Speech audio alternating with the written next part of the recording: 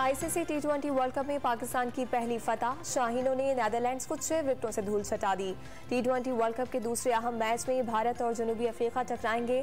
भारत का टॉस जीतकर बैटिंग का फैसला। तहरीक इंसाफ का लॉन्ग मार्च मुरीद के से रवाना। 1.5 घंटे में कामों की पहुंचेगा। अगली मंजिल गुजरांवाला होगी। कारकुनान की बड़ी तादाद मार्च में शरीक। इमरान खान का लॉन्ग मार्च नाकाम हो चुका। इलेक्शन अपने वक्त पर ही होंगे। गवर्नर पंजाब मलीकुर रहमान का वजीर आला सिंध के हमरा लाल शहबाज कलंदर के मजार पर हाजिरी।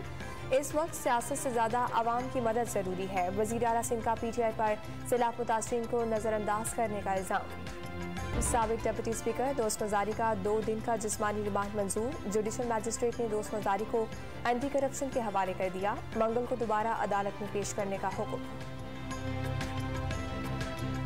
और सर्दियों में गैस की बड़ी किल्लत का खदशा। घरेलू सार्फिन के लिए तलब के मुताबिक पूरी गैस दस्तयाब नहीं होगी। सिर्फ खाने के औकात में गैस फराहमी की तजवीज़।